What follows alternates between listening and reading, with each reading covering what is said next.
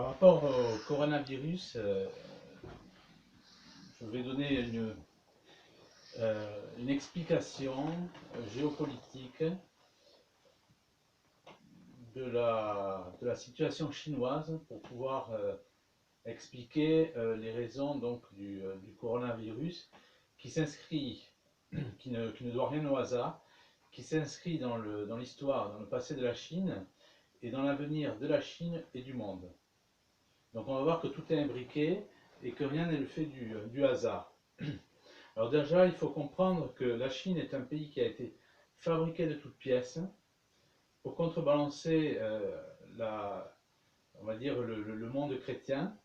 Et pour ce faire, donc, on a déjà commencé par la traduction de Darwin en chinois en 1890. Il faut savoir que Darwin n'avait aucun succès à l'apparition de son livre de l'origine des espèces, que son livre n'en voulait absolument pas à la librairie d'histoire naturelle de Paris, et que c'est Marx donc, qui l'a fait connaître. Alors pourquoi? Tout simplement parce que Marx trouve un intérêt là-dedans, pour que sa théorie, qui est effectivement tracée dans le manifeste du Parti communiste, marche. Il fallait enlever Dieu des esprits. Et pour la Chine, c'est exactement la même chose. Il faut enlever Dieu des esprits, et on va utiliser le darwinisme à ces fins-là. Donc je le répète, le darwinisme qui ne marchait absolument pas, le livre de Darwin ne marchait absolument pas dans la librairie voilà, plutôt, du musée d'histoire naturelle de Paris n'en voulait absolument pas. Donc c'est dire que ce n'était vraiment pas pris au sérieux. Alors déjà on commence avec Staline qui reconnaît la Chine de Mao dès le 1er octobre 1949. Alors c'est très important parce que je veux dire, la Russie communiste, l'Union soviétique va constituer une première étape ou un premier palier pour le transport des armes pour armer la révolution de Mao. Donc on voit bien que même l'ambassadeur américain donc, qui est en 1917 à Moscou explique très bien que les bolcheviks perdent et ils sont financés par les Rothschild. Donc c'est un jeu de domino. La Russie tombe, devient l'Union soviétique, et à partir de là, la Chine devient communiste aussi, et jusqu'où ça peut aller. Donc c'est tout l'intérêt de cette étude, de l'exposé que je mène. Pour la France, donc c'est exactement la même chose. Le premier président à se rendre en Chine, c'est Pompidou, donc qui est lié au Rothschild, comme on le sait. Et il effectue donc ce voyage le 24 avril 1974, 2 ans avant la mort de Mao. Par rapport à Mao, je tiens à ajouter un aspect ou un détail qui est de la plus grande importance, c'est que Mao est pédophile, il a écrit des poèmes, on va dire, sur ce penchant, on va dire, voilà, je ne sais pas comment appeler ça, c'est un pédosataniste, voilà. Et il est également, ça c'est écrit dans un livre écrit d'un journaliste chinois dans les années 90 qui s'appelle Cannibalisme mémorial. Et donc le journaliste qui commet ce livre explique que la révolution de Mao donc s'effectue avec des gens qui sont des satanistes, ni plus ni moins, et qui consomment la chair humaine pour, on va dire, c'est un acte de régression contre Dieu. Ce n'est pas du tout, comme on veut l'exposer, le cannibalisme sert à nourrir, ou que sais-je, etc. Non, pas du tout. Les révolutionnaires de Mao consomment la chair humaine, notamment des cadavres donc des classes dominantes, en signe, ou du moins en signe de régression ou de vengeance anti-Dieu, enfin voilà. Donc on est véritablement, ça se confirme avec, on est dans une logique communiste, de révolutionnaires communistes qui vont jusqu'au bout de leurs idées, et donc qui sont ni plus ni moins des satanistes. Il faut là aussi se remettre dans la compréhension du satanisme. Qu'est-ce que le satanisme? Qu'est-ce que le satanisme de très haut niveau? C'est le cannibalisme ni plus ni moins. Donc ça, les présidents qui se rendent en Chine ne peuvent pas l'ignorer. Giscard donc parle le chinois. Macron se rend en Chine en janvier 2018. Donc ça c'est pour donner un panel, on va dire, des hommes politiques très rapides, hein, qui, qui aident, on va dire, à la constitution, à l'épaisseur politique et géopolitique de la Chine. Alors comment la Chine naît? La Chine est un État, je vais dire, qui va servir de modèle pour la future dictature, donc, qui est le nouvel ordre mondial, hein. Et euh, ce travail est déjà effectué donc, par la politique, mais aussi par la presse. Les deux vont de pair. Et la presse, dès les années 50, euh, travaille pour attirer tous les investisseurs en Chine, parce qu'il s'agit déjà donc de créer cet État. Donc cet État est devenu communiste, maintenant il faut appeler les investisseurs pour le construire. Donc la presse raconte des mensonges sur la Chine, c'est un État qui s'ouvre, etc. En fait, il n'en est rien du tout. Et à partir de ces mensonges-là, on va appeler des investisseurs qui, lorsqu'ils témoignent, disent qu'on leur a vendu un pays qui ne ressemble absolument pas au descriptif, hein. Mais quand bien même, donc, comme ce pays, cet effort économique est donné par les 13 lignées sataniques, les Illuminati, et en premier lieu par les Rothschild, donc les choses avancent. Elles avancent d'autant mieux qu'en Occident, notamment en Allemagne, hein, si on peut prendre un pays qui est à la pointe, qui a une industrie de pointe, la Chine mène ce qu'on appelle un véritable pillage technologique. Alors on le voit par exemple avec le TGV allemand, l'ICE, où vous avez par exemple dans le Spiegel, il y a 10 ans, ils avaient fait un dossier complet sur le pillage de la Chine en Allemagne, donc de la grande technologie allemande. Et le Spiegel raconte très clairement qu'il y a des espions qui ont pris les plans de l'ICE. C'est vrai pour l'ICE, c'est vrai pour beaucoup de choses, pour les panneaux photovoltaïques, où quelques années après, la Chine allait se mettre à fabriquer les premiers panneaux photovoltaïques. Il faut savoir que la Chine, ou le peuple chinois, est incapable de créer. Je pense que le taux de... C'est un livre de Peyrefit, si j'ai bonne mémoire, il expliquait donc l'envers du décor de la Chine, il disait qu'il y avait 0,6% seulement, même pas 1%, à peine la moitié de 1%, donc 0,6% des brevets qui venaient de Chine. Ce qui est très peu, d'autant plus que la population chinoise, hein, est de 1 milliard 360 000, si j'ai bonne mémoire, 1 milliard 386 millions d'habitants pour être exact, donc, ce qui est très peu, par rapport donc, aux brevets qui sont déposés dans le monde. Donc les Chinois volent. Et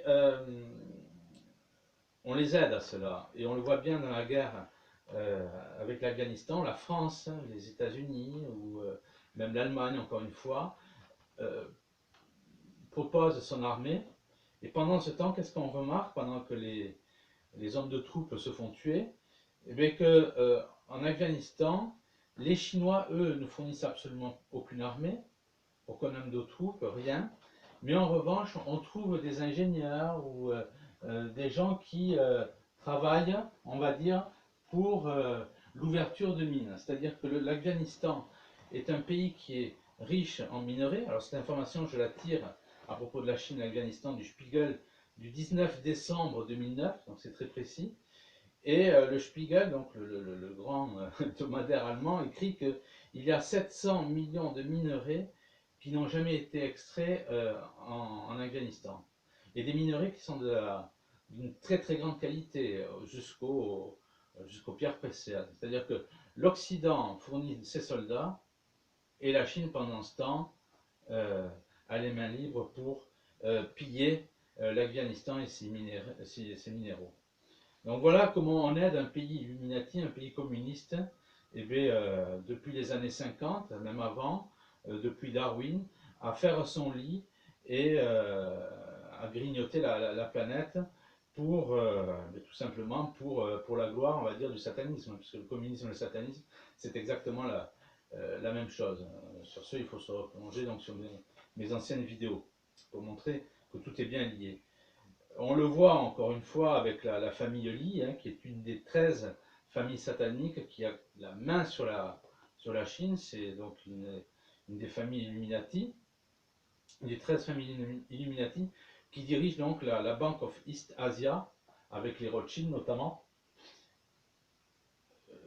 Donc c'est eux qui tiennent la Chine, parce qu'ils ont aussi hein, ils tiennent la situation économique de la Chine, et ils fournissent aussi des hommes politiques, si je puis dire. Cette dynastie fournit des hommes politiques, en l'occurrence avec Li Peng, qui a été le président, qui était Premier ministre, celui qui a fait la répression de la place Tiananmen en 89, mais de 98 à 2003, il est le président donc, de la République populaire donc, de Chine.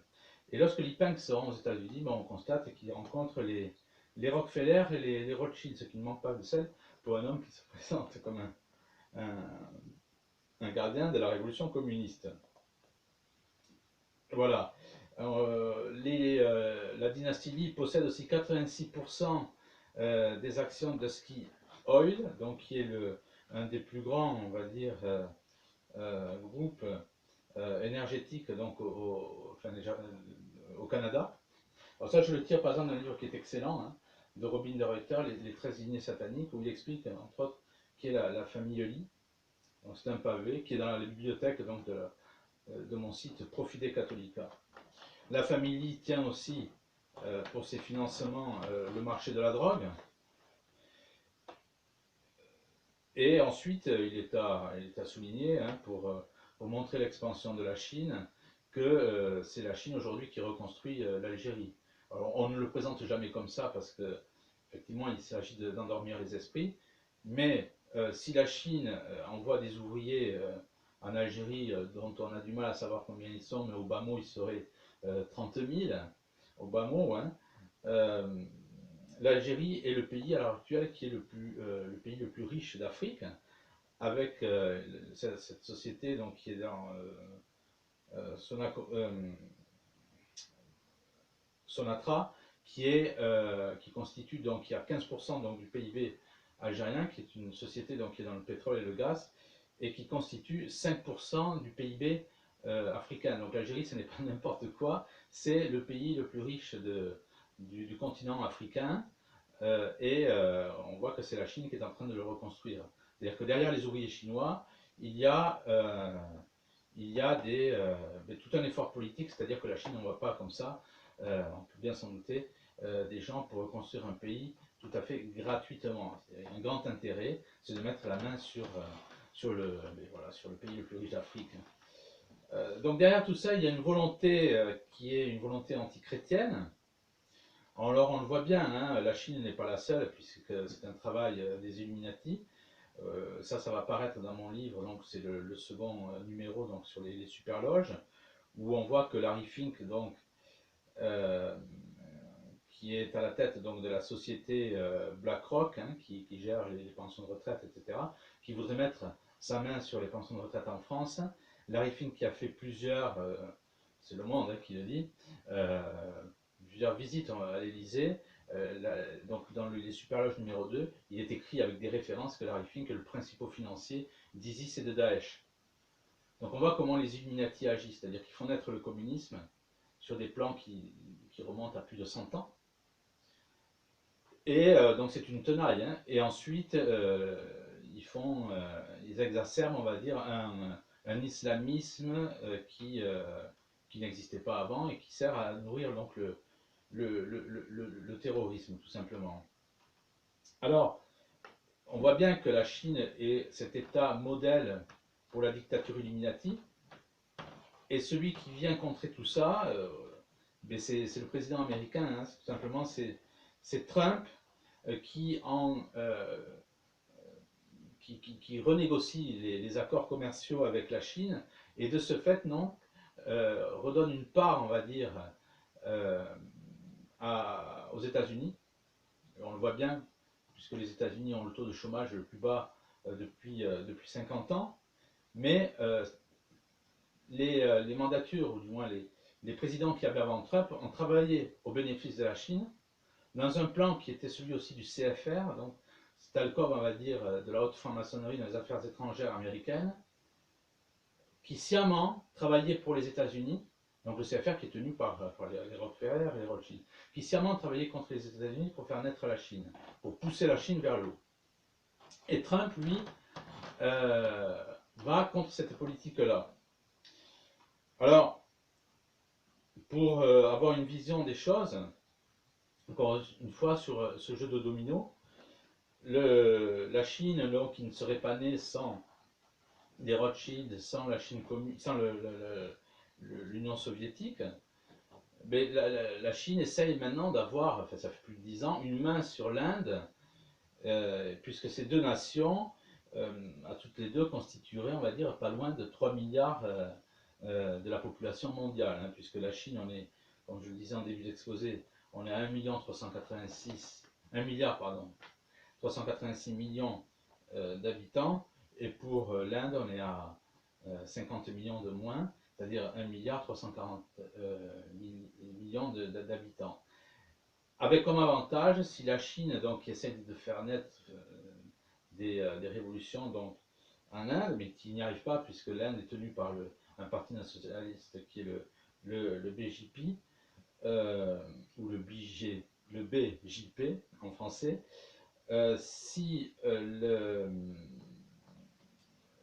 la Chine arrivait à mettre la main sur l'Inde, eh bien, elle aurait effectivement un accès au golfe de Bengale et à la mer d'Arabie, avec tout le monde arabe, l'Éthiopie et tous ces pays-là. Donc on voit bien que ce jeu de domino est de la plus grande importance parce que ces deux pays constitueraient le tiers de la population mondiale, avec ensuite donc des débouchés sur la politique énergétique, etc. Donc le communisme pèserait, on va dire, d'un plus grand poids sur le monde, avec un affaiblissement du monde chrétien, et où Trump, je le répète, est bien joué un peu sur le trouble fait.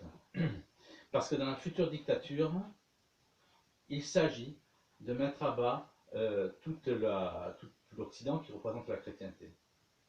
C'est pour ça que la Chine, qui est véritablement un État avec une nouvelle philosophie, une nouvelle, entre guillemets, croyance, plaît, pour parler d'une manière simpliste, aux Illuminati, parce que c'est un pays sans racines, qui avait été évangélisé, enfin, il y a très longtemps, mais quand même un pays sans racines, qui a des traces beaucoup plus effacées, on va dire, de la chrétienté. Donc c'est pour ça que les Illuminati misent là-dessus. Donc, ce que l'on constate, avec le coronavirus tout simplement, c'est que pour que cette dictature arrive à ses fins, il faut que déjà, pour que cette dictature s'étende avec sa nouvelle technologie qui est déjà prête, hein, pour que cette dictature donc des Illuminati s'étende au monde entier, il faut que cet État modèle qu'est la Chine corresponde aux grilles qu'on a tracées pour elle. Alors on l'avait vu avec la politique antinataliste, mais quand même la Chine, avec plus de 1 milliard d'habitants, elle est trop nombreuse. Donc il y a tout intérêt à faire réduire la population chinoise avant de s'attaquer à la population mondiale. Donc le coronavirus trouve un intérêt premier, on va dire, pour décimer cette population. Alors ça se fait d'une manière la plus atroce possible. Il y a des vidéos sur Internet où l'on voit des vidéos qui sont proposées par la communauté chinoise en Europe, à Paris ou autre, qui montrent bien que voilà, il y a des milices armées qui vont tirer sur les gens qui sont suspectés d'avoir le coronavirus. Donc il s'agit bien de la manière la plus atroce de diminuer la population chinoise, et une fois que cette population sera bien tenue, bien quadrillée, eh bien, cet État sera un État modèle Illuminati, et cette dictature pourra s'étendre au monde entier sans aucun problème, puisqu'on en est, je dirais, il suffit d'avoir une troisième guerre mondiale comme c'est prévu. Alors l'avenir, c'est comment? C'est un avenir avec des virus, etc. Et les Illuminati, qu'est-ce qu'ils ont prévu pour la fin des temps? Ça, c'est aussi un article que je propose sur mon site. C'est le Smart Dust, c'est-à-dire la poussière intelligente, qui est préparée par un département de l'armée américaine qui s'appelle le DARPA. Et c'est-à-dire que ce sont des particules, on va dire, ou de la poudre neuronale que les gens par les chemtrails inhaleraient. Et cette poudre, effectivement, servirait de connecteur pour commander les populations et même l'individu à titre personnel. Le problème, c'est que le smart dust, donc cette poussière intelligente qui servirait de connecteur, avec donc des émetteurs ou des choses comme ça pour diriger une personne en particulier ou des populations euh, sur une dimension plus générale, on est, cette technologie n'est pas encore assez poussée pour que ces particules intelligentes, qui sont gros comme du grain de poussière, puissent se fixer autour d'un nerf et, ou, on va dire, autour du cerveau. Donc on en est là. Donc ça, j'ai présenté le coronavirus sur ses intérêts politiques, on va dire, mais il y a d'autres intérêts qui, tout simplement, d'autres intérêts, d'autres techniques, d'autres technologies qui existent, qui sont à l'étude, en plus donc des guerres bactériologiques, etc., pour que l'être humain corresponde à ce que les Illuminati veulent par rapport à une population donc, qui soit réduite et une population qui soit réduite en état d'esclavage. Donc en conclusion, on peut dire que le coronavirus n'est qu'une une étape qui est voulue par les mêmes qui ont préparé le communisme et que cette étape, eh c'est la déshumanisation, on peut dire tout simplement, de notre planète et la perte de toute, de toute valeur chrétienne.